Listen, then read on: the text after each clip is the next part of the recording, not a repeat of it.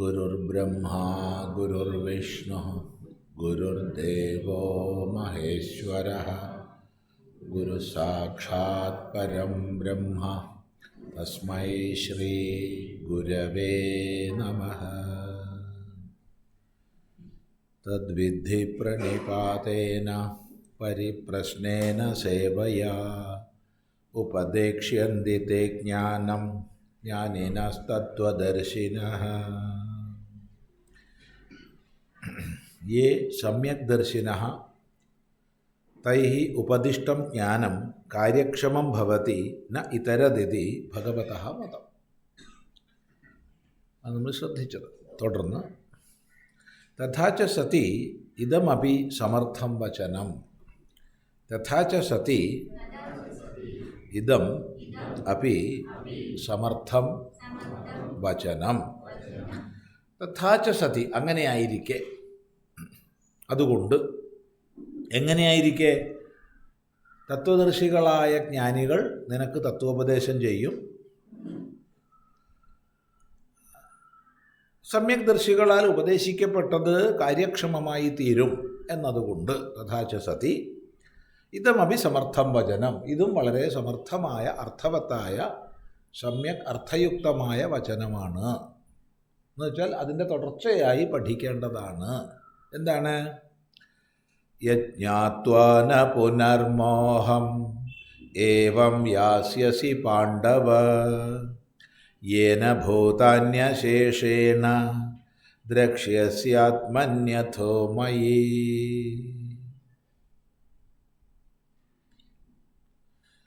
യജ്ഞാത്വാ ന പുനർമോഹം ഏവം യാസ്യസി പാണ്ഡവ യേന ഭൂതാന്യശേഷേണ ദ്രക്ഷ്യസ്യാത്മന്യഥോ മയി.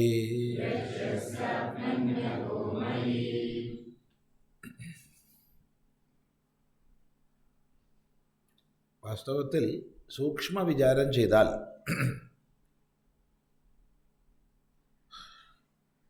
ജ്ഞാനമഹിമ, ജ്ഞാനലക്ഷണം ഇത്ര സ്പഷ്ടമായി പറയുന്ന മറ്റൊരു വാക്യം കാണില്ല. എന്താണ് ജ്ഞാനം? അപ്പം ജ്ഞാനികളായ തത്വദർശികളായ ജ്ഞാനികൾ നിനക്ക് തത്വോപദേശം ചെയ്യുമെന്ന് പറഞ്ഞു. തേ ജ്ഞാനം ഉപദേക്ഷ്യന്തി, അവർ ജ്ഞാനത്തെ ഉപദേശിക്കുന്ന പറഞ്ഞേ. തത്വദർശികളായ ജ്ഞാനികൾ എന്ന് പറഞ്ഞാൽ ബ്രഹ്മനിഷ്ഠന്മാരായ ശ്രോത്രിയർ. ബ്രഹ്മനിഷ്ഠന്മാരായ ശ്രോത്രിയന്മാർ നിനക്ക് ജ്ഞാനോപദേശം ചെയ്യും. എന്താണ് ജ്ഞാനം? ഏതൊരു ജ്ഞാനത്തെയാണ് സർവം കർമാഖിലം പാർത്ഥ ജ്ഞാനേ പരിസമാപ്യതേ എന്ന് പറഞ്ഞത്? എല്ലാ കർമ്മങ്ങളും ജ്ഞാനത്തിൽ ചെന്ന് പരിസമാപിക്കുന്നു എന്ന് പറഞ്ഞു. ആ ജ്ഞാനം എന്താണ് മഹത്വപൂർണമായത്? സർവോപനിഷത് സാരം എന്ന് പറയാവുന്ന ജ്ഞാനത്തെ ഭഗവാൻ പറയുകയാണ്, യത് ജ്ഞാത്വാ, യാതൊന്നിനെ അറിഞ്ഞാൽ, പുനഃ പിന്നെ, ഏവം ഇപ്രകാരം, മോഹം മോഹത്തെ, ന യാസ്യസി പ്രാപിക്കുകയില്ല, യേന യാതൊന്നിനെ കൊണ്ട്, ഭൂതാനി അശേഷേണ സമ്പൂർണമായി സകല ഭൂതങ്ങളെയും, ആത്മനി ദ്രക്ഷ്യസി തന്നിൽ കാണും, അഥോ അനന്തരം മയി എന്നിൽ കാണും. വാസ്തവത്തിൽ ഔപനിഷദമായ ജ്ഞാനത്തിൻ്റെ പരമാവധിയാണിത്. ഇതിൽ പരമൊന്നും പറയാനില്ല. ഉപനിഷത്തിൻ്റെ സാരത്തെ, താത്പര്യത്തെ വിവിധങ്ങളായ ഉപനിഷത്തുക്കളിൽ പറയുന്നത് നമുക്ക് പഠിക്കാം. പ്രത്യേകിച്ചും ദശോപനിഷത്തിൽ, 10 ഉപനിഷത്തുക്കളിൽ പറയുന്നത് നമുക്ക് വിസ്തൃതമായി പഠിക്കാം.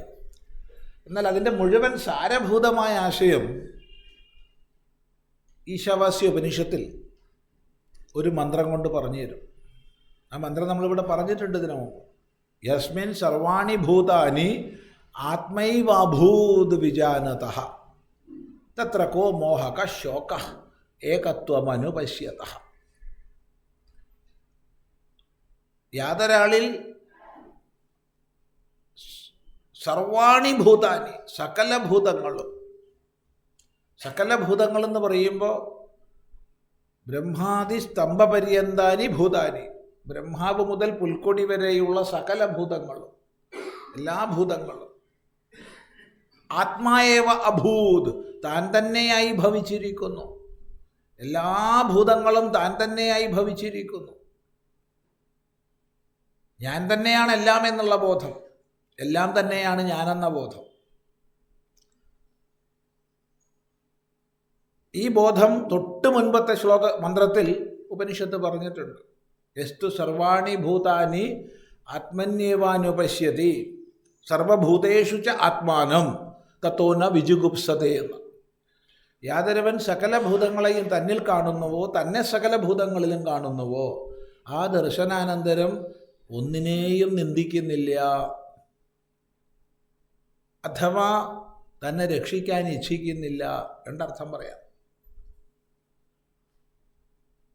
ആ ദർശനത്തിൻ്റെ മഹിമയാണ് 7-ാം മന്ദിരത്തിൽ ഔപനിഷദമായ പരമാവധി ദർശനത്തെ പറഞ്ഞത്. എവിടെ, ആരിൽ, എപ്പോൾ സകല ഭൂതങ്ങളും താൻ തന്നെ ആയിരിക്കുന്നു, അവിടെ ശോകമോഹങ്ങളില്ല എന്ന്.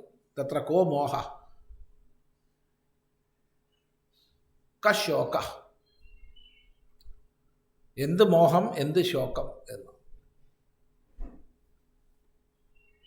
അവിടെ ചോദ്യം പ്രതിഷേധാർത്ഥത്തിലാണ്. ശോകവും ഇല്ല, മോഹവും ഇല്ല, ശോകമോഹങ്ങൾക്കുപരി എത്തുന്നു.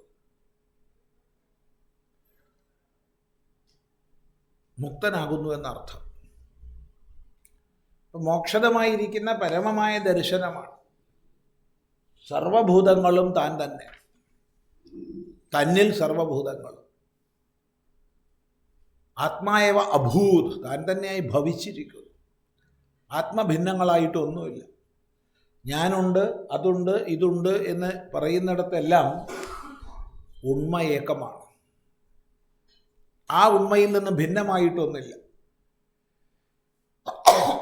ഈ ഒരു ആത്മദർശനം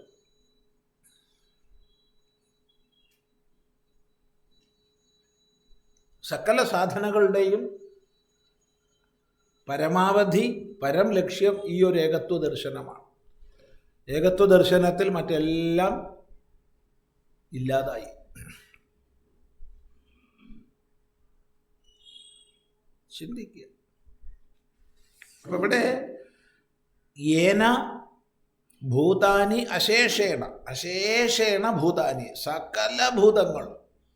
അവിടെ ബ്രഹ്മാതി സ്തംഭ പര്യന്താനി എന്നൊക്കെ ഭാഷ്യകാരൻ പറയും. സകലം എന്തുണ്ടോ അതെല്ലാം. ദ്രക്ഷ്യസി, നീ കാണും. എവിടെ കാണും? ആത്മനി, തന്നിൽ. മയി, എന്നിൽ. അപ്പം അവിടെ എന്തൊക്കെ ഉപദേശിക്കപ്പെട്ടു എന്ന് നോക്കൂ. ആത്മനി എന്ന് പറയുമ്പോൾ തന്നിൽ, മയി എന്ന് പറയുമ്പോൾ എന്നിൽ. എന്നിൽ എന്നിവിടെ പറയുന്നതാര്? ഉപദേശിക്കുന്ന ഗുരുനാഥനാണ്. ഗുരുനാഥനാര്? ശ്രീകൃഷ്ണനാണ്. ഇവിടെ ഭഗവത്ഗീതയിൽ ചില സന്ദർഭങ്ങളിൽ ഞാൻ എന്ന് പറയുന്നത് പാർത്ഥസാരഥിയായ കൃഷ്ണൻ എന്നുള്ള അർത്ഥത്തിലാണ്. ചില സ്ഥലത്ത് ഈശ്വരൻ എന്നുള്ള അർത്ഥത്തിലാണ്.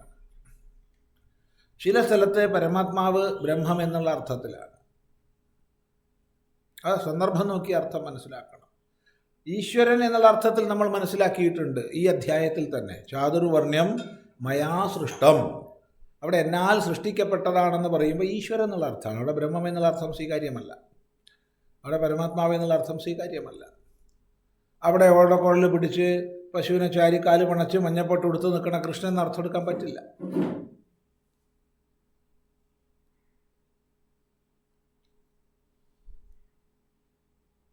അപ്പം ഇവിടെ മയി എന്നിൽ എന്ന് പറയുമ്പോൾ ഈശ്വരനിൽ എന്നുള്ള അർത്ഥമാണ്. ആത്മനി എന്ന് പറയുമ്പോൾ ജീവനിൽ, ജീവാത്മാവിൽ. അപ്പം ഞാനാകുന്ന ആത്മാവിൽ, ഈശ്വരനിൽ എന്ന് അവിടെ സാമാന്യാധികരണത്തിൽ പറയുമ്പോൾ ജീവേശ്വര ഐക്യം ഉപദേശിക്കപ്പെട്ടു. ജീവേശ്വര ഐക്യം ഉപദേശിക്കപ്പെട്ടു. ആ ജീവേശ്വര ഐക്യം മാത്രമല്ല, സർവഭൂതങ്ങളും അത് തന്നെ എന്ന് പറയുമ്പോൾ സകല ചരാചര പ്രപഞ്ചവും ഏകമാണ്, അദ്വിതീയമാണ് എന്നുള്ള പരമമായ വേദാന്ത ദർശനമാണ്, അദ്വൈത വീക്ഷണമാണ് ഉപദേശിക്കുന്നത്. അതുകൊണ്ടാണ് ഇത് പരമാവധിയാണെന്ന് പറഞ്ഞത്. ഔപനിഷദമായ ദർശനത്തിൻ്റെ പരാകാഷ്ഠയാണിത്.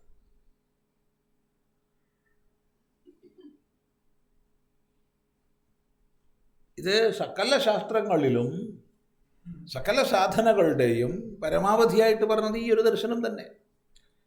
ഇതാണ് അദ്വൈതത്തിൻ്റെ പരമാവധി. ആരാണ് പരമഭക്തനായിട്ട് ആരാണ് ഇരിക്കുന്നത്? ആരാണ് പരമഭക്തൻ? നമ്മൾ ചിലപ്പോൾ അമ്പലത്തിൽ സംഭാവന കൊടുക്കുന്നവനോ ഒക്കെ പറഞ്ഞു എന്ന് വരും. ശ്രീമദ് ഭാഗവതത്തിൽ സർവഭൂതേഷു യ പശ്യേത് ഭഗവദ്ഭാവമാത്മന ഭൂതാനി ഭഗവത്യാത്മന്യേഷ ഭാഗവതോത്തമ എന്ന് പറയും. ഏഷഹ ഏവ ഭാഗവതോത്തമ, ഇവനാണ് ഭാഗവതോത്തമൻ. ആര്? സർവഭൂതേഷു യ പശ്യേത് ഭഗവദ്ഭാവമാത്മന, സർവഭൂതങ്ങളിലും യാതൊരുവനാണോ തൻ്റെ ഭഗവത്ഭാവത്തെ കാണുന്നത്. വളരെ ശ്രദ്ധിക്കണം. കാരണം അവിടെ തന്നെയും ഈശ്വരനെയും ഒന്നായി പറഞ്ഞു. അതിൽ സർവഭൂതങ്ങളെയും കണ്ടു. ഭൂതാനി ഭഗവത്യാത്മനി, സകല ഭൂതങ്ങളെയും ഭഗവാനായ തന്നിൽ കാണുന്നത്. അപ്പം ഭഗവാൻ ഉപാസ്യൻ വേറെ, ഞാൻ ഉപാസകൻ വേറെ, ഈ ബോധമൊക്കെ പോയി. ഉപാസ്യ ഉപാസക ഭേദം അവിടെ അസ്തമിച്ചു. ജീവേശ്വര ഐക്യം അവിടെ ബോധിപ്പിച്ചു. ആത്മബ്രഹ്മൈക്യം. ജീവേശ്വര ഐക്യം എന്നും പറയാം, ആത്മബ്രഹ്മൈക്യം എന്നും പറയാം. മഹാവാക്യങ്ങളുടെ വാച്യാർത്ഥം എന്ന് പറഞ്ഞാൽ ജീവേശ്വര ഐക്യമാണ്. മഹാവാക്യങ്ങളുടെ ലക്ഷ്യാർത്ഥം എന്ന് പറഞ്ഞാൽ ആത്മബ്രഹ്മൈക്യമാണ്.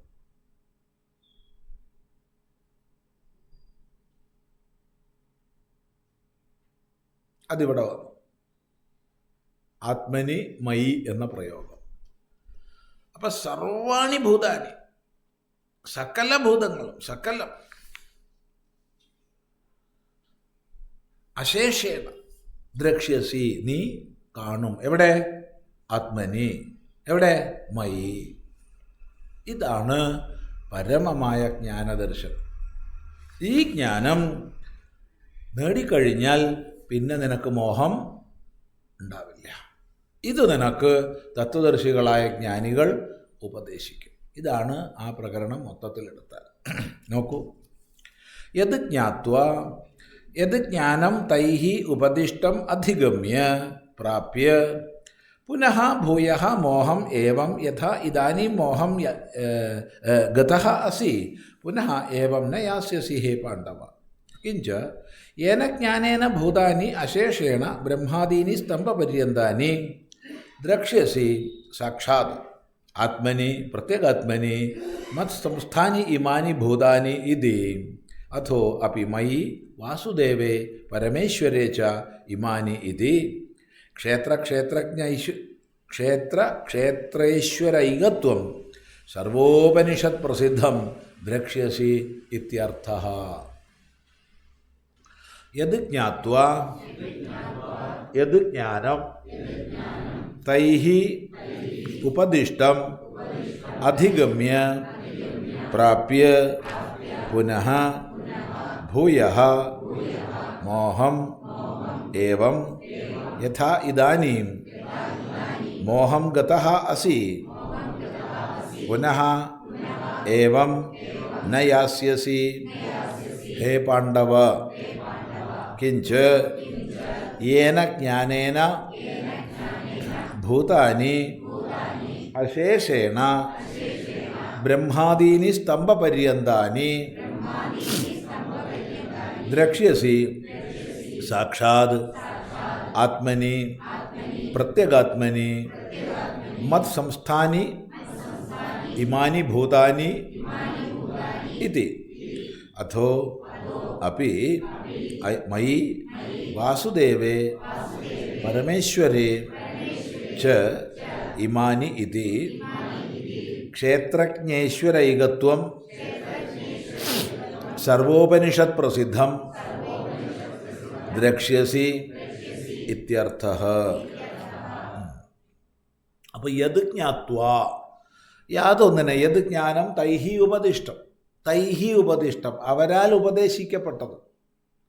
ആരാൽ ഉപദേശിക്കപ്പെട്ടത്? തത്വദർശിഭിഹി ജ്ഞാനിഭിഹി. തത്വദർശികളായ ജ്ഞാനികളാൽ ഉപദേശിക്കപ്പെട്ട. ജ്ഞാനിനെ തത്വദർശിനഹ എന്ന് പറഞ്ഞു.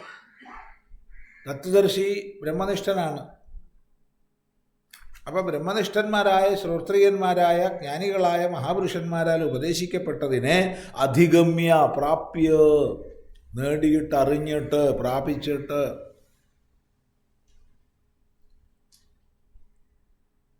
ശ്രവണ മനന നിധിധ്യാസങ്ങളുടേതായ മാർഗം അവിടെ ഉപദേശിച്ചു. ശ്രവണ മനനങ്ങളെ കൊണ്ട് സംശയങ്ങൾ ചോദ്യങ്ങൾ പെരുകും. തിളച്ചു പൊങ്ങും ചോദ്യങ്ങൾ. എന്നാൽ ശ്രവണ മനനങ്ങൾ തന്നെ തുടരുന്നുണ്ടെങ്കിൽ ആ ചോദ്യങ്ങൾ ശമിക്കും. അങ്ങനെ സർവ സംശയങ്ങളും നീങ്ങി ഏകതത്വത്തിൽ നിരന്തരം ഉറച്ചിരിക്കുന്ന അന്ധകരണത്തിൻ്റെ അവസ്ഥയാണ് നിധിധ്യാസം.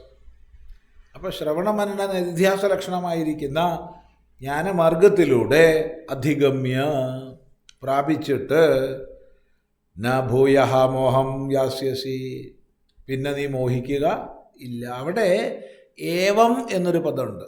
ഏവം ഇപ്രകാരം. അതിൻ്റെ അർത്ഥം എന്താ? ഇപ്പം നീ മോഹിച്ചിട്ടാണുള്ളത്. ഇപ്പോൾ നിൻ്റെ എല്ലാ നിർണയങ്ങളും മോഹഗ്രസ്തമാണ്. നിൻ്റെ മനസ്സ് മോഹഗ്രസ്തമാണ്.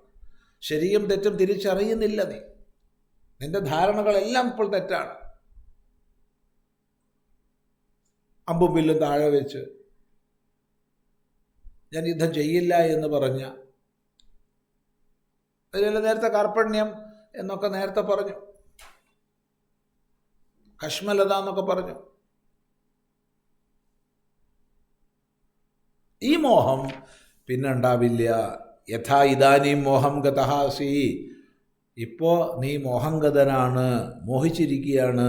ഈ മോഹം പിന്നെ ഉണ്ടാവില്ല. ന യാസ്യസി ഹേ പാണ്ഡവ. അതാണ് ജ്ഞാനമഹിമ. അപ്പോൾ മോഹനിവൃത്തിയാണ് മോക്ഷം. മോഹനിവൃത്തിയാകുന്ന മോക്ഷത്തിലേക്ക് നീ ഉയരും.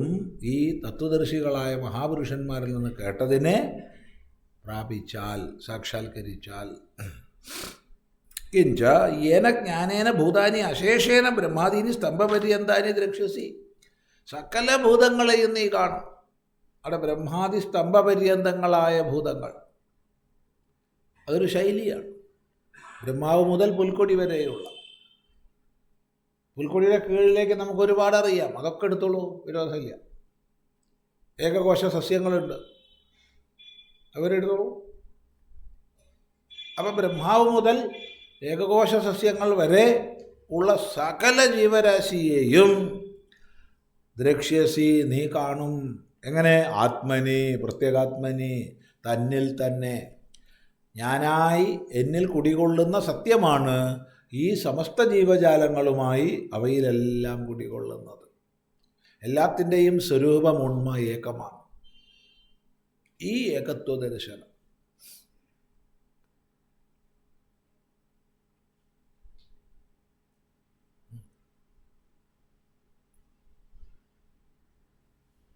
ചിന്തിക്കുക.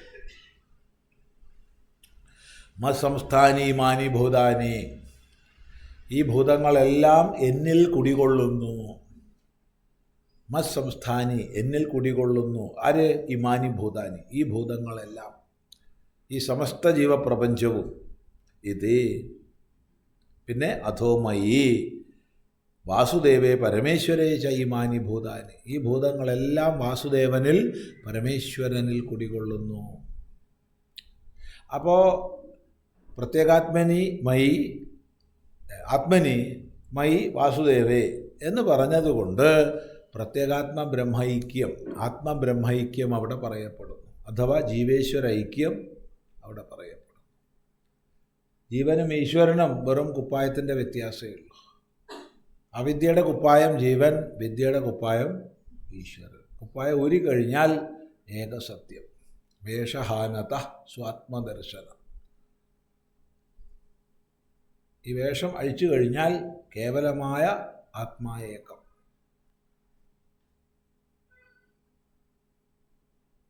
അവിദ്യോപാധികനാണ് ജീവൻ, വിദ്യോപാധികനാണ് ഈശ്വരൻ. അവിദ്യോപാധികനായതുകൊണ്ട് വ്യഷ്ടി അഭിമാനിയായിട്ട് കഴിയുന്നു, വിദ്യോപാധികൻ സമഷ്ടി അഭിമാനിയായി കഴിയുന്നു. ആർക്കാ അഭിമാനം കൂടുതൽ?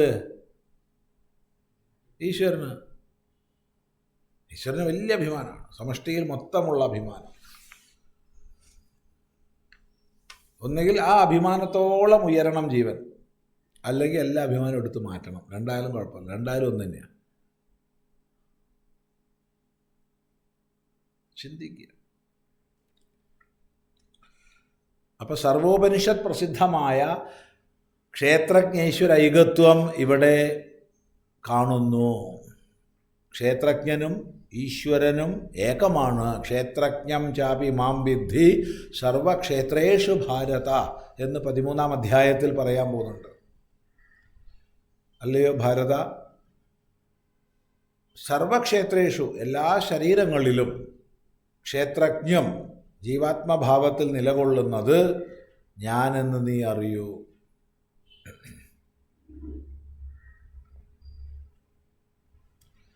അവൻ, ഇവൾ, അത്, ഇത് എന്നൊക്കെ നമ്മൾ വേർപെടുത്തി പറയുന്ന എല്ലാത്തിൻ്റെയും സ്വരൂപം ഏകമാണെന്ന് നീ അറിയൂ എന്നർത്ഥം. ഈ വ്യത്യാസങ്ങളൊക്കെ ഉപാധിയിലുള്ളതാണ്. ഉപാധിയിൽ വ്യത്യാസങ്ങളുണ്ട്, അതിനപ്പുറത്ത് വ്യത്യാസമില്ല. ഇതാണ് പരമമായ ഏകത്വത്തെ പറയുന്ന ഉപനിഷദ് ദർശനം. മറ്റെന്തിൻ്റെ അടിസ്ഥാനത്തിൽ ഏകത്വം പറഞ്ഞാലും അതെല്ലാം പരിമിതമായിരിക്കും. കമ്മ്യൂണിസം, സോഷ്യലിസം, ഇങ്ങനെയൊക്കെ പല ഇസങ്ങളുണ്ട്. അതെല്ലാം ബാഹ്യങ്ങളായ ചില ഉപാധികളുടെ അടിസ്ഥാനത്തിലുള്ള സമാനതയെയാണ് ഉപദേശിക്കുന്നത്. എവിടെ സമാനതയുണ്ടോ അവിടെ അതിനെതിരായിട്ടുള്ളതും ഉണ്ട്. എന്നാൽ ഇവിടെ അതല്ല. അതുകൊണ്ടാണ് ഒരാൾ ദൈവമുണ്ടെന്ന് പറഞ്ഞാൽ ആ ഉണ്മ ഈശ്വരനാണ്, ഒരാൾ ചെകുത്താനുണ്ടെന്ന് പറഞ്ഞാൽ ആ ഉണ്മയും ഈശ്വരനാണ്. അതുകൊണ്ട് ദൈവത്തെ പൂജിക്കുകയും ചെകുത്താനെ കല്ലെറിയുകയില്ല. രണ്ടിൻ്റെയും ഉണ്മ ഏകമാണെന്ന് അറിയുന്നു. ഇതാണ് പരമമായ ഏകത്വ ദർശനം. ഈ ഏകത്വ ദർശനത്തിലേക്ക് നീ ഉയരും. അതുകൊണ്ട് ഈ 2 ശ്ലോകങ്ങൾ ഒന്നിച്ച് പഠിക്കേണ്ടതാണ്. തദ്വിദ്ധി പ്രണിപാതേന എന്നതും യജ്ഞാത്വ എന്നുള്ളതും ഒന്നിച്ച് പഠിക്കണം. എന്താണ് ജ്ഞാനം എന്നുള്ളതിൻ്റെ പരമാവധിയാണ് ഈ 35-ാം ശ്ലോകം പറയുന്നത്. ഓർമ്മിക്കുക. കിഞ്ച ഏതസ്യ ജ്ഞാനസ്യ മാഹാത്മ്യം. പിന്നെ ഈ ജ്ഞാനത്തിൻ്റെ മഹിമ പറയാം. അതാണ് കിഞ്ച ഏതസ്യ ജ്ഞാനസ്യ മാഹാത്മ്യം. പിന്നെ ഈ ജ്ഞാനത്തിൻ്റെ മഹിമ പറയാം. എന്താണ്? അപി ചേതസി പാപേഭ്യ സർവേഭ്യ പാപകൃത്തമഃ സർവം ജ്ഞാനപ്ലവേനൈവ വൃജിനം സന്തരിഷ്യസി. അപി ചേതസി പാപേഭ്യഃ സർവേഭ്യ പാപകൃത്തമഃ സർവം ജ്ഞാനപ്ലവേനൈവ വൃജിനം സന്തരിഷ്യസി.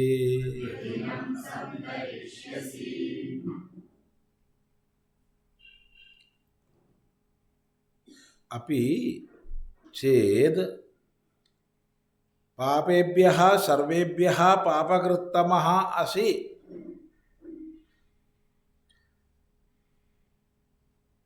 അപി ചേത്, അങ്ങനെയാണെന്ന് വിചാരിക്കുക. എങ്ങനെ? ത്വം, നീ, അവിടെ നീ എന്നങ്ങനെ കൂട്ടിച്ചേർത്ത് അസി പറഞ്ഞുകൊണ്ടാണ് നീ പറഞ്ഞത്. സർവേഭ്യ പാപേഭ്യഃ പാപകൃത്തമഃ, സർവപാപന്മാരിലും വെച്ചിട്ട് ഏറ്റവും വലിയ പാപകൃത്താണ് നീ എന്ന് വിചാരിച്ചോളൂ. ചെറിയ പാപിയൊന്നുമല്ല. പാപന്മാർ, പാപകർമ്മം ചെയ്യുന്നവർ, പാപേഭ്യഃ പാപന്മാരിൽ വെച്ച്, പാപകർമ്മം ചെയ്യുന്നവരിൽ വെച്ച്. അപ്പം എന്തൊക്കെ പാപകർമ്മങ്ങൾ നമുക്ക് സങ്കല്പിക്കാമോ അതൊക്കെ സങ്കല്പിച്ചോളാം. എന്തൊക്കെയാണെന്ന് വെച്ചാൽ അതൊക്കെ ഏറ്റവും വലിയ പാപകർമ്മങ്ങൾ എന്തൊക്കെയാണെന്ന് വെച്ചാൽ അതൊക്കെ സങ്കല്പിക്കുക. അങ്ങനെയുള്ള പാപന്മാരിൽ വെച്ച് പാപകൃത്തമൻ, പാപകൃത്ത് എന്ന് പറഞ്ഞാൽ പാപം ചെയ്യുന്നവൻ, രണ്ട് പാപം ചെയ്യുന്നവരിൽ കൂടുതൽ പാപം ചെയ്യുന്നവൻ പാപകൃത്തരൻ. എല്ലാ പാപം ചെയ്യുന്നവരിലും വെച്ച് ഒന്നാമൻ പാപകൃത്തമൻ. ഇത് അതിൽ പരം പറയണ്ടല്ലോ. അപ്പൊ പാപകർമ്മം ചെയ്യുന്നവരിൽ വെച്ച് ഏറ്റവും വലിയ പാപകർമ്മം ചെയ്യുന്നവനായിക്കൊള്ളട്ടെ നീ.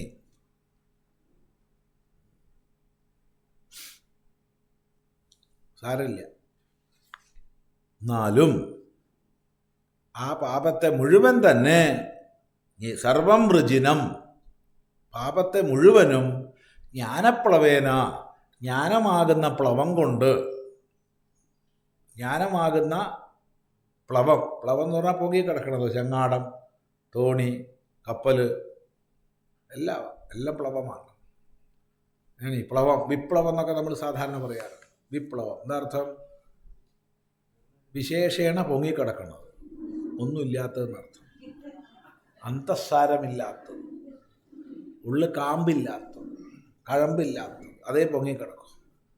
അതിനാണ് വിപ്ലവം എന്ന് പറയുക. അതെ, വേറെന്താ അർത്ഥം വിപ്ലവം? വേറൊന്നുമില്ല. വിശേഷേണ പ്ലവതേന്നാണ്. വിശേഷമായി പൊങ്ങിക്കിടക്കണത്. പൊങ്ങിക്കിടക്കണമെങ്കിൽ ഉള്ളൊന്നും ഉണ്ടാവരുതല്ലോ, സാരം ഉണ്ടാവില്ല. ഒരു കാമ്പുമില്ലാത്ത ഒരു സാമൂഹ്യ വീക്ഷണം അല്ലെങ്കിൽ ദർശനം, പ്രത്യയശാസ്ത്രം, പ്രവർത്തനം, അതിനാണ് വിപ്ലവം എന്ന് പറയുന്നത്. സമഗ്രമായ പരിവർത്തനം ഒരിക്കലും വിപ്ലവം കൊണ്ടുണ്ടാവില്ല. വിപ്ലവം കൊണ്ട് കേവലം പൊങ്ങിക്കിടക്കണ ബാഹ്യമായ ചിലതൊക്കെ ഉണ്ടാവുള്ളൂ, വേറൊന്നും ഉണ്ടാവില്ല.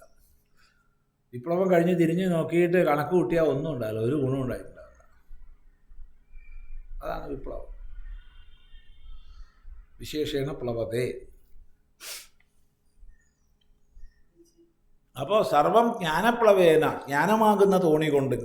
എന്തിനാ തോണിയാക്കണത്? കപ്പലിനെ ആയിക്കോട്ടെ, ഇല്ലേ? കുറയ്ക്കണ്ടല്ലോ, പൈസ ഒന്നും കൊടുക്കണ്ടല്ലോ. അപ്പോൾ ജ്ഞാനമാകുന്ന കപ്പലിനെ കൊണ്ട് നിനക്ക് സർവം വൃജിനം, എല്ലാ പാപസമുദ്രത്തെയും നിനക്ക് സന്തരിഷ്യസി, നീ തരണം ചെയ്യും, മറുകരയിലേക്ക് എത്തും. ഞാൻ അത്ര വലിയ പാപിയാണ്, ഇത്ര വലിയ പാപിയാണ്, എന്ത് പാപിയായാലും കുഴപ്പമില്ല, സകല പാപങ്ങളെയും നീ തരണം ചെയ്യും. ഇവിടെയാണ് നമുക്ക് നമ്മുടെ ഈ പുണ്യപാപങ്ങളെക്കുറിച്ചുള്ള സങ്കല്പം നമുക്കുണ്ടാവേണ്ടത്. നിത്യമായ പാപമില്ല, നിത്യമായ പുണ്യവുമില്ല. നിത്യപാപമുണ്ട്, നിത്യപുണ്യമുണ്ട് എന്ന് പറയുന്നത് യുക്തിരഹിതമാണ്. അല്ലയോ പാപികളെ, അല്ലേ? മനുഷ്യൻ അടിസ്ഥാനപരമായി പാപിയാണ് എന്ന് വീക്ഷണം പുലർത്തുന്നവരുണ്ട്. ലോകത്തിൽ എന്തെങ്കിലും വലിയ പാപം ഉണ്ടെങ്കിൽ അത് മനുഷ്യനെ പാപി എന്ന് വിളിക്കുന്നതാണ്. മനുഷ്യനെ പാപി എന്ന് വിളിക്കുന്നത് പോലെ പാപം വേറെ ഇല്ല. അതുകൊണ്ട് വേദം വിളിക്കുന്നത് അമൃതസ്യ പുത്രാഹ എന്നാണ്. അല്ലെ, അമൃതത്വത്തിൻ്റെ പുത്രന്മാരെ വരൂ, പാപികളെ എന്ന് ഒരിടത്തും വിളിച്ചിട്ടില്ല. കഷ്ടകാലത്തിന് പാപിയാന്ന് വിചാരിച്ചോളൂ, അങ്ങനത്തെ പാപിന്ന് വിളിച്ചിട്ട് കാര്യമുണ്ടോ? ഉണ്ടോ? പാപിയെ പാപി എന്ന് വിളിച്ചിട്ട് എന്തെങ്കിലും മാറ്റം വരാൻ പോകുന്നുണ്ടോ? ഇല്ല. പാപി എന്താ വിളിക്കേണ്ടത്? പുണ്യശാലി എന്ന് വിളിക്കണം. അവന് പുണ്യം ഇല്ലല്ലോ, അത് കേട്ടാലെങ്കിലും അവൻ പുണ്യശാലി ആയല്ലോ.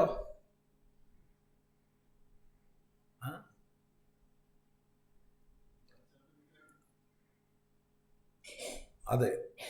അപ്പോൾ കർമ്മത്തിലൂടെ ആർജിക്കുന്നതാണ് പുണ്യവും പാപവും.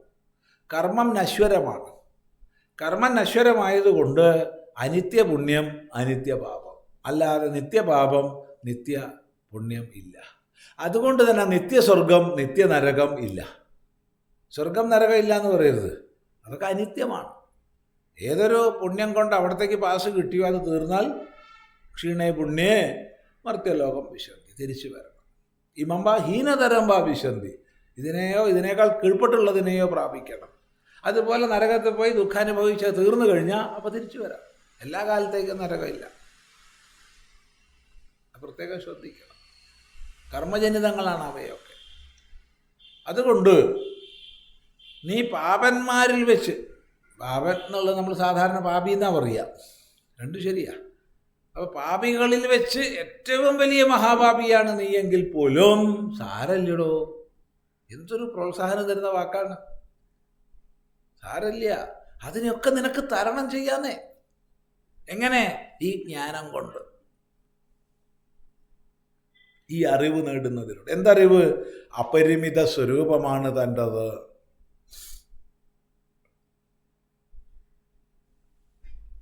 സർവഭൂതങ്ങളിലും ആത്മത്വേന നിലകൊള്ളുന്ന ചൈതന്യം തന്നെയാണ് ഞാൻ, അത് തന്നെയാണ് ഈശ്വരൻ. അപ്പോൾ ജീവ ജഗത് ഈശ്വര ഐക്യം. ജീവനെന്നും ജഗത്തെന്നും ഈശ്വരനെന്നും നമ്മുടെ ജിജ്ഞാസയ്ക്ക് മൂലമായിരുന്ന തത്വമെല്ലാം ഒന്ന് തന്നെ എന്നുള്ള തിരിച്ചറിവ്. ഈ ജ്ഞാനം കൊണ്ട് നീ എല്ലാ പാപത്തെയും അതിക്രമിക്കും. ശ്രദ്ധിക്കുക. അപ്പി ചേത് അസി പാപേഭ്യഃ പാപകൃദ്ഭ്യഃ സർവേഭ്യഃ അതിശയേന പാപകൃത്തമഃ സർവം ജ്ഞാനപ്ലവേന ഏവ ജ്ഞാനമേവ പ്ലവം കൃത്വാ വൃജിനാർണവം പാപം സന്തരിഷ്യസി ധർമ്മഃ അപി ഇഹ മുമുക്ഷോഃ പാപമുച്യതേ. അപി ചേത് അസി പാപേഭ്യഃ പാപകൃദ്ഭ്യഃ സർവേഭ്യഃ അതിശയേന പാപകൃത്തമഃ സർവം ജ്ഞാനപ്ലവേന ഏവ ജ്ഞാനം ഏവ പ്ലവം കൃത്വാ വൃജിനാർണവം പാപം സന്തരിഷ്യസി ധർമ്മഃ അപി ഇഹ മുമുക്ഷോഃ പാപമുച്യതേ. നീ അപിചേതസി പാപേഭ്യ സർവേഭ്യ പാപകൃത്തമ. പാപന്മാരിൽ വെച്ച് നീ ഏറ്റവും വലിയ മഹാപാപിയാണെന്ന് വിചാരിക്കുക. എന്തൊക്കെ പാപമുണ്ടെന്ന് ഓർത്തു നോക്കിക്കോളൂ. എന്താണ് ഏറ്റവും വലിയ പാപമായിട്ട് പറയുന്നത്? എന്തൊക്കെയാ? അതൊക്കെ അന്ന് പെണ്ണി പറയണ്ട. ഉപപാതകം, മഹാപാതകം, അതിപാതകം, ഇങ്ങനെ 3 പാതകങ്ങളാണ് ധർമ്മശാസ്ത്രങ്ങളിൽ പറയുന്നത്. ഉപപാതകം എന്ന് പറഞ്ഞാൽ ചെറിയ ചെറിയ അല്ലറ ചില്ലറ പാതകങ്ങളാണ്. അതിന് ചില പ്രായശ്ചിത്തങ്ങൾ, നാമജപം, മന്ത്രജപം, വ്രതപാലനം, ചില തപസ്സും ഒക്കെ മതി. പിന്നെ ഉള്ളത് മഹാപാതകങ്ങളാണ്. അതിന് ജയിൽ ശിക്ഷ, വധശിക്ഷ വരെ വേണ്ടി വരും. അതൊക്കെ മനുഷ്യനെ സംസ്കരിച്ചെടുക്കാനാണ് ശിക്ഷ. ശിക്ഷ വേറൊരാൾക്ക് നമ്മളെ ഉപദ്രവിക്കാനുള്ളതല്ല, നമ്മളെ സംസ്കരിച്ചെടുക്കാനാണ് ശിക്ഷ. അപ്പോൾ വധശിക്ഷയെന്ന് ചോദിക്കും, ജീവനെ സംസ്കരിക്കാനാണ്. കാരണം ജീവൻ യാത്ര തുടരുകയാണല്ലോ. ജീവൻ്റെ ഈ ജന്മം കഴിഞ്ഞിട്ടില്ലല്ലോ, ഇനിയിപ്പോൾ അടുത്ത ജന്മത്തിലും തുടരുമല്ലോ. അപ്പോൾ ഒരു സംസ്കരണമാണ് ഏറ്റവും വലിയ തെറ്റ് ചെയ്തതിന് വലിയ പശ്ചാത്താപം തോന്നാൻ വേണ്ടിയിട്ട്. പിന്നെ അതിപാതകമുണ്ട്. അതിപാതകത്തിനൊക്കെ വെറും വധശിക്ഷ മാത്രം പോരാ, അതിനപ്പുറത്തുള്ള ശിക്ഷകൾ വേണം അതിപാതകത്തിന്. അതിനേക്കാൾ വലുത് എന്താണെന്നാ ചോദ്യം. വധശിക്ഷനേക്കാൾ വലിയ ശിക്ഷ എന്താ? അത് കണ്ടെത്തണം. പല ജാതി വധങ്ങളുണ്ട്. അത് വെറുതെ ഷൂട്ട് ചെയ്യുക അല്ലെങ്കിൽ തൂക്കുകയറിൽ ഇടുകയൊന്നും അല്ല, അല്ലാണ്ടുണ്ട്. ഈ അതിപാതകമൊക്കെ ചെയ്തവർക്ക് ശിക്ഷാവിധി നടപ്പിലാക്കിയ യന്ത്രങ്ങളൊക്കെ കാണുമ്പോൾ തന്നെ നമുക്ക് പേടിയാവും. നമ്മുടെ കൊച്ചി രാജ്യത്ത് അതിപാതകത്തിന് ശിക്ഷ നടപ്പിലാക്കിയ യന്ത്രങ്ങൾ ഇപ്പോഴും തൃപ്പൂണിത്തുറ പാലസിലുണ്ട്. അവിടെ എക്സിബിഷൻ വെച്ചിട്ടുണ്ട്, ഒന്ന് പോയി കണ്ടോളൂ. അതൊക്കെ ഒന്ന് കാണേണ്ടതാണ്. അപ്പം അത് പല ജാതിയിലാണ്. അപ്പോൾ എന്ത് പാപമാണെങ്കിലും, ഏത് പാപമാണെങ്കിലും ഈ ജ്ഞാനമാകുന്ന, അതാണ് അതിശയേന പാപകൃത്തമഹ, തമപ്പ് പ്രത്യയ അവിടെ. പാപകൃത്ത് എന്ന് പറഞ്ഞാൽ പാപം ചെയ്യുന്നവൻ, പാപകൃത്തരൻ എന്ന് പറഞ്ഞാൽ രണ്ട് പാപികളിൽ വെച്ച് വലിയ പാപി. പാപകൃത്തമനോ എല്ലാ പാപികളിലും വെച്ച് ഏറ്റവും വലിയ പാപി. മഹാപാപി എന്നൊക്കെ നമ്മൾ പറയില്ലേ, അതാണ്. മഹാപാപിയല്ല, അതിപാപിയാണ്, അതിപാതകി. അതാണെങ്കിലും സാരലടോ, ജ്ഞാനപ്ലവേന ഏവ ജ്ഞാനമേവ പ്ലവം കൃത്വ, ജ്ഞാനമാകുന്ന കപ്പൽ കൊണ്ട്. പ്ലവം എന്നുള്ളതിന് കപ്പലിന് അർത്ഥം ഉണ്ടെന്ന് വെച്ചാൽ പൊങ്ങിക്കിടക്കണതൊക്കെ പ്ലവ. ചങ്ങാടം, തോണി, കപ്പൽ, ബോട്ട് ഒക്കെ പ്ലവം തന്നെയാണ്.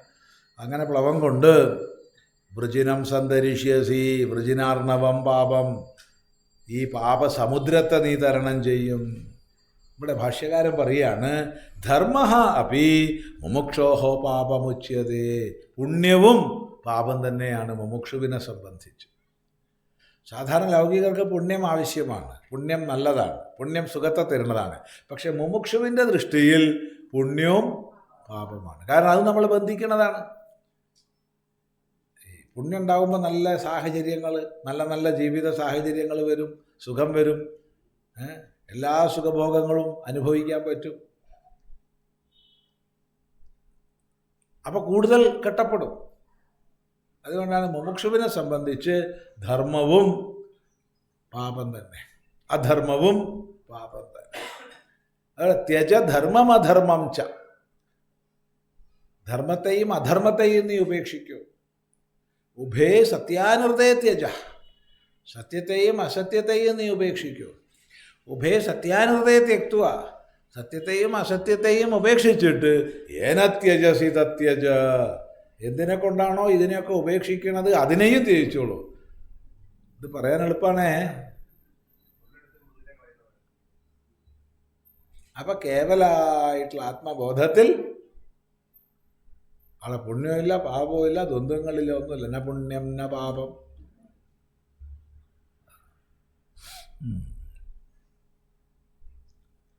ജ്ഞാനം കഥം നാശയതി പാപം ഇത് സദൃഷ്ടാന്തം ഉച്യത്തെ. എങ്ങനെയാണ് ജ്ഞാനം പാപത്തെ നശിപ്പിക്കുന്നത്? സദൃഷ്ടാന്തം ഉച്യത്തെ. ജ്ഞാനം കഥം നാശയതി പാപം ഇത് സദൃഷ്ടാന്തം ഉച്യത്തെ. ദൃഷ്ടാന്തത്തോടു കൂടി പറയും. ദൃഷ്ടാന്തം ഒരിക്കലും പൂർണ്ണമല്ല. ദൃഷ്ടാന്തങ്ങൾ, ഉദാഹരണങ്ങളൊക്കെ ദാർഷ്ടാന്തികത്തെ ബോധിപ്പിക്കാൻ വേണ്ടി മാത്രമാണ്. ആരും ദൃഷ്ടാന്തത്തിൽ കയറി കുടുങ്ങരുത്, അത് പ്രത്യേകം ശ്രദ്ധിക്കണം.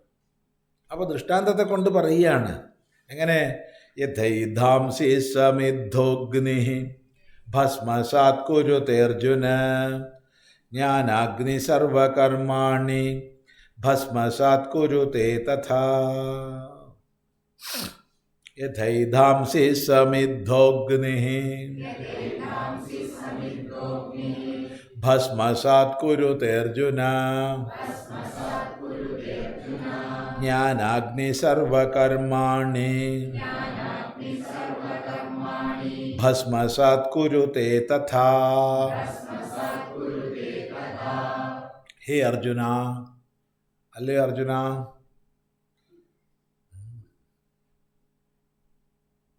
ഇതിൽ എത്ര സംബോധന ഉണ്ടെന്ന് എണ്ണി വെക്കുമോ? തുടക്കം തൊട്ട് ഇടയ്ക്കിടയ്ക്ക് വിളിക്കും.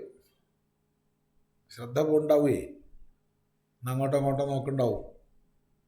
അപ്പോൾ വിളിക്കുകയാണ്, ഏടാ കേട്ടോ അർജുന, നിന്നോടല്ലേ ഞാൻ പറയണം, നീ എന്താ ചെയ്യുന്നത് എന്നുള്ള പാട്ട്. ഹേ അർജുന, യഥാ ഏധാംസി, യഥാ എപ്രകാരമാണോ സമിദ്ധ അഗ്നി, അഗ്നി അഗ്നിയാണ്, അഗ്നി അഗ്നി. തീ തീ എങ്ങനെയാ അഗ്നിയാവുന്നേ? അഗ്രത്തിൽ നയിക്കുന്നത് കൊണ്ട്. സകല ദേവതകൾക്കും സമർപ്പിക്കപ്പെടുന്ന ദ്രവ്യങ്ങളെ അഗ്രത്തിൽ നയിക്കുന്നത് കൊണ്ടാണ് അഗ്നിയാവുന്നത്. അവനെങ്ങനെയാ വന്യാവണത്? വഹിച്ചു കൊണ്ടുപോകുന്നത് കൊണ്ട്. സകല ദേവതകൾക്കും ഹവിസ്സിനെ എത്തിക്കുന്നു. 1. 2 അഗ്നേനയ സുപഥ, എന്നെ നല്ല വഴിക്ക് കൊണ്ടുപോകണേന്ന് നമ്മളും പ്രാർത്ഥിക്കാറുണ്ട് ഇല്ലേ? കാരണം അവസാനത്തിലാണല്ലോ കൊണ്ടിടുക. അഗ്നിയാണല്ലോ നമുക്ക് അവസാന ഗതി, അഗ്നിയാണ്.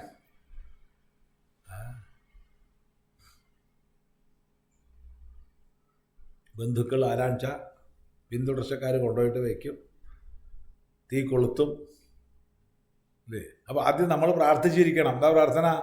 അഗ്നേനയ സുപധാരായേ.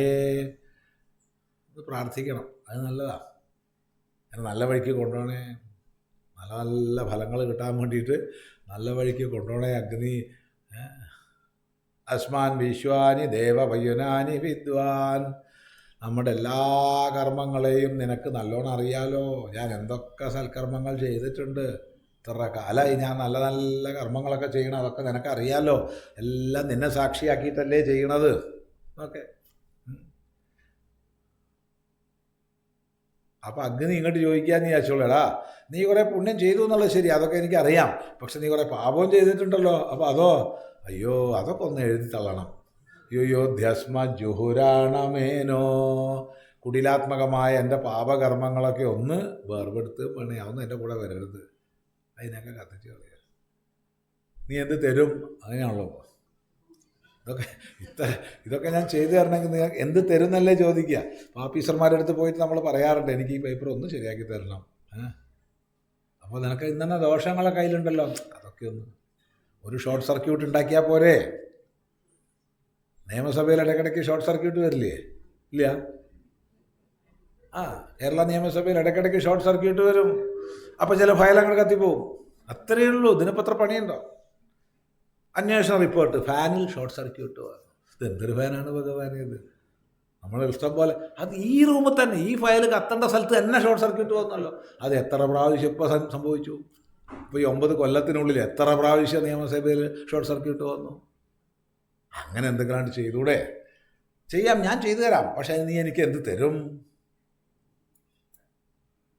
അതില്ലാണ്ട് കാര്യം നടക്കില്ല. ചില്ലാൻ എന്ത് തരും?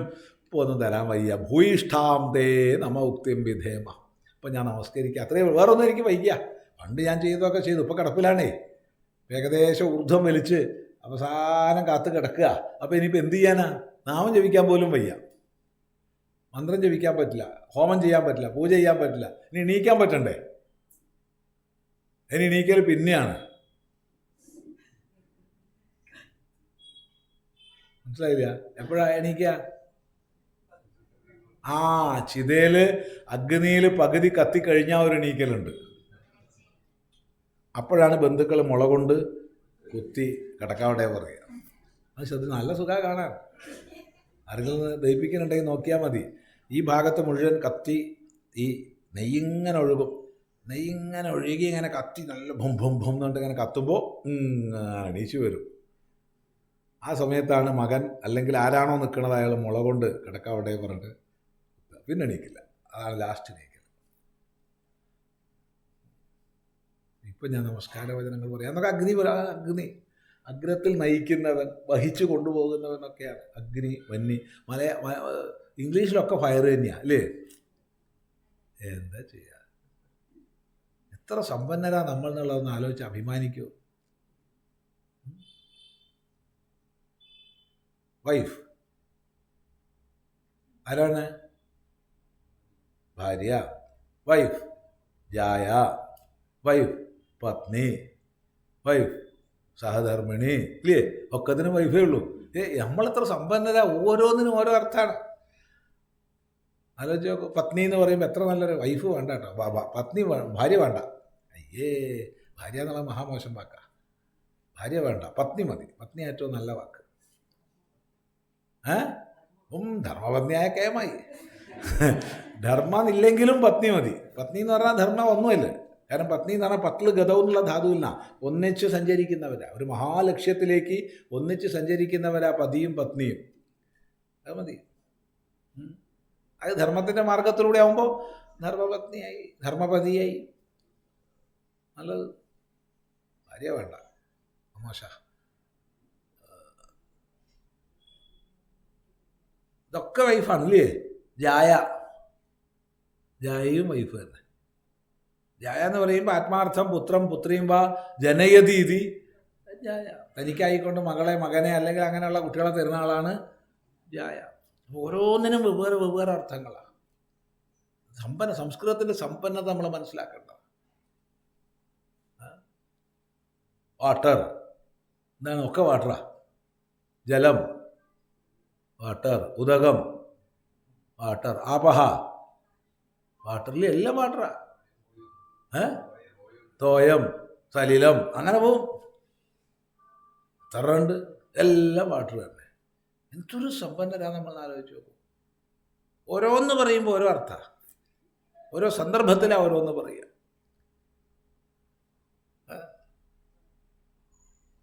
ജലം, ജലാശയത്തിൽ നമുക്ക് ജലം എന്ന് പറയും.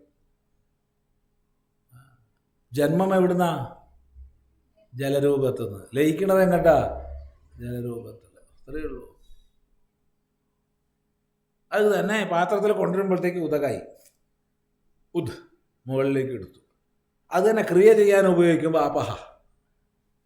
നമുക്ക് ഓരോ ഈ സമ്പന്നമായ സംസ്കൃതത്തെ നമ്മളൊന്ന് പഠിക്കണ്ടേ? എന്താ അഭിപ്രായം?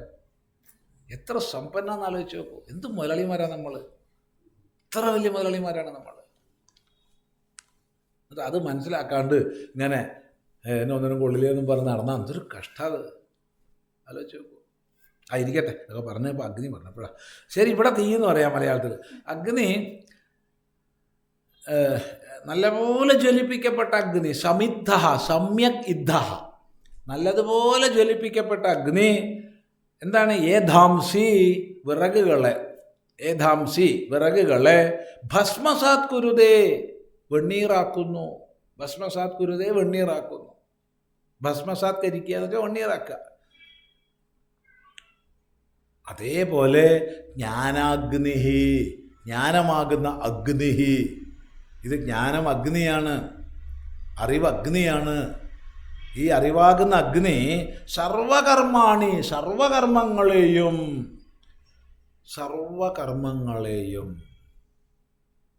പ്രാരബ്ധ സഞ്ചിത ആഗാമി ഭേദമില്ല, എല്ലാ കർമ്മങ്ങളെയും.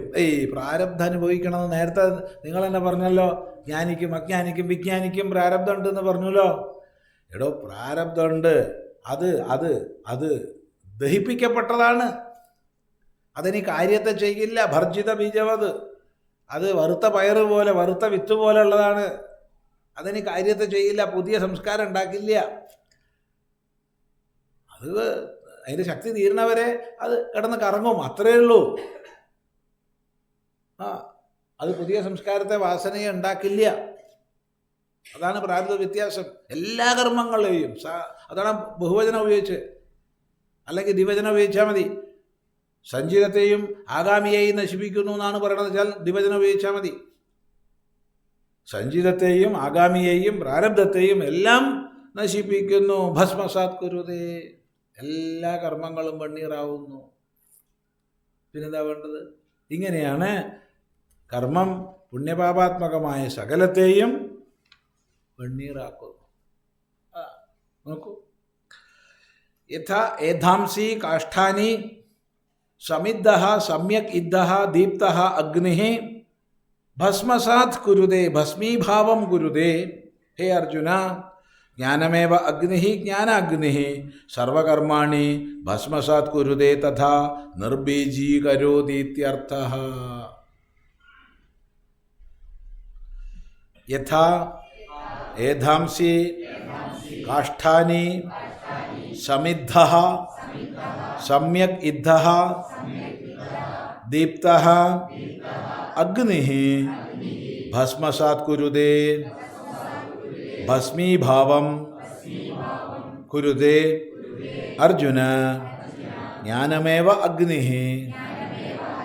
ജ്ഞാനാഗ്നി സർവകർമാണി ഭസ്മസാത് കുരുതേ തഥാ നിർബീജീകരോതി ഇത്യർത്ഥഃ. അപ്പോൾ എപ്രകാരമാണോ ഏധാംസി കാഷ്ഠാനി, കാഷ്ഠം എന്ന് പറഞ്ഞാൽ വിറക് കഷ്ണങ്ങൾ, വിറകുകൾ, മരക്കഷ്ണങ്ങൾ, കാഷ്ഠം മരക്കഷ്ണങ്ങൾ നല്ല ഉണങ്ങിയ മരക്കഷ്ണങ്ങളെ സമിദ്ധ അഗ്നി സമ്യക് ഇദ്ധ നല്ലതുപോലെ ജ്വലിപ്പിക്കപ്പെട്ട അഗ്നി ഭസ്മീഭാവം കുരുതേ ഭസ്മാക്കി മാറ്റുന്നു, വെണ്ണീറാക്കി മാറ്റുന്നു. എത്ര വിറകുണ്ടെങ്കിലും ഒക്കെ വെണ്ണീറായി. അർജുന, ഇതുപോലെ ജ്ഞാനമേവ അഗ്നി ജ്ഞാനാഗ്നി, ജ്ഞാനം തന്നെ അഗ്നിയാണ്, അതാണ് ജ്ഞാനാഗ്നി. സർവകർമാണി, എല്ലാ കർമ്മങ്ങളെയും, സഞ്ചിത പ്രാരബ്ധ ആഗാമി കർമ്മങ്ങളെ അഖിലം അഥവാ പുണ്യപാപാത്മകങ്ങളായ സകല കർമ്മങ്ങളെയും, ധർമാധർമ്മരൂപമായ സകല കർമ്മങ്ങളെയും ഭസ്മസാത് കുരുതേ നിർബീജീകരോതി. അവിടെ നിർബീജീകരോതി എന്നുള്ളത് വളരെ ശ്രദ്ധിക്കേണ്ടതാണ്. കാരണം പ്രാരബ്ധം ശേഷിക്കുന്നുണ്ടല്ലോ എന്ന് ചോദിച്ചാൽ അത് നിർബീജീകരിക്കപ്പെട്ടു. അതിന് വീണ്ടും സംസ്കാരത്തെ, വാസനയെ ജനിപ്പിക്കാനുള്ള ബീജശക്തി നഷ്ടപ്പെട്ടു. വറുത്ത പയർവിത്ത് പോലെയായി. പുറമേന്ന് കണ്ടാൽ ജ്ഞാനിയുടെയും അജ്ഞാനിയുടെയും കർമ്മം ഒരുപോലെ ഇരിക്കും, നമുക്ക് മനസ്സിലാവില്ല. ഒന്ന് സംസ്കാര വാസനകൾ ഉണ്ടാക്കും, മറ്റേ സംസ്കാര വാസനകളെ ഉണ്ടാക്കില്ല. ഇതാണ് വ്യത്യാസം. ശരി, നമുക്ക് തുടർന്ന് പഠിക്കാം.